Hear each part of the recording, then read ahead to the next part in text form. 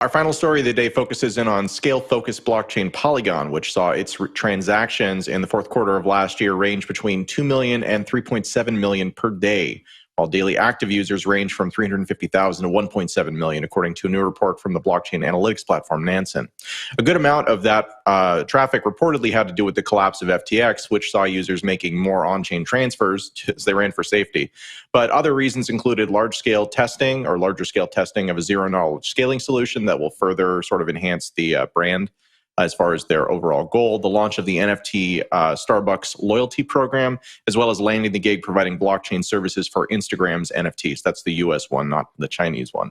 Earlier in the year, Polygon also won the business of Reddit's NFT avatar series. In the battle to take NFTs mainstream, these are actually some pretty big wins. But of course, on the other hand, maybe Ethereum continues to develop, hits the scaling goals that they have, and obsoletes the need for any further scaling layers. Zach, I'll throw this one to you first.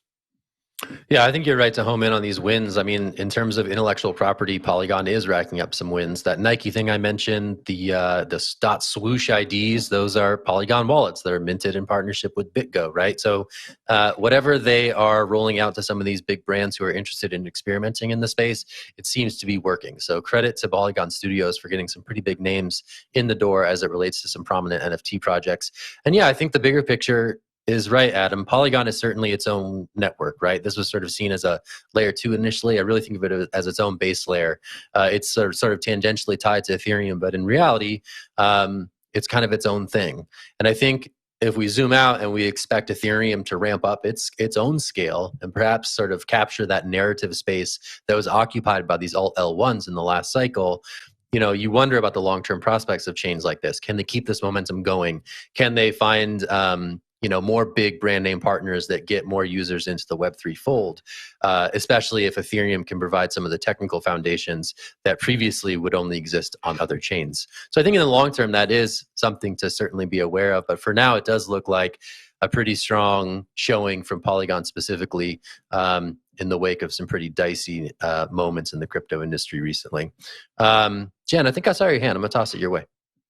Yeah, you brought up some of the points I wanted to bring up, and I guess I just have a question on the back of that. If we look at what's happening with Polygon, with the large-scale partnerships that we've already mentioned in this segment, it reminds me a lot of Solana during the bull cycle, right? There were so many huge partnerships that it seemed like Solana's infrastructure couldn't really keep up with. They would go down for long periods of time. And so, Will, I'm going to kick this off to you.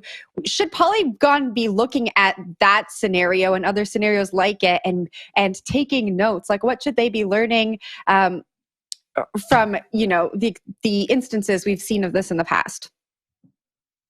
I think the Polygon marketing steamroller is going to come for all of us on the hash right now, because I think they would disagree with everything you guys are saying, and not for good reason, actually. Like, I sort of agree with what you guys are really getting at, which Polygon is sort of building out its place as like an L1 of sorts.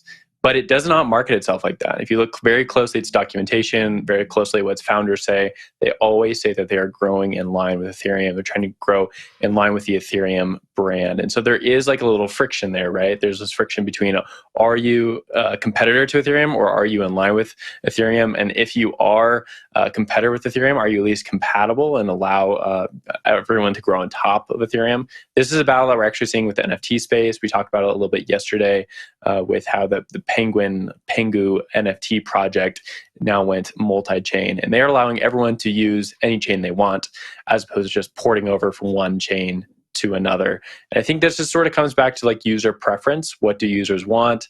What are the tooling sets available to them? Do they like MetaMask? Do they like Rainbow? Do they like something else? And Polygon has a pretty slick platform. And so I think that they are really forward looking in that stance.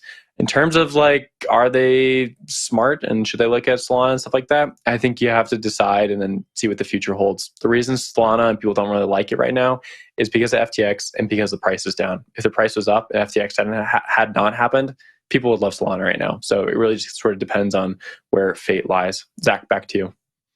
Yeah, last thought on this. I mean, certainly Polygon is a shining light in the EVM universe, right? The EVM universe is something that, this network of chains that rely on the Ethereum virtual machine, they make it easy to transfer between Ethereum, Polygon, Avalanche, you have all these scaling things, right? So I think the emergence of like almost an EVM maximalism is something that we're seeing both among the developer ranks, but also for users.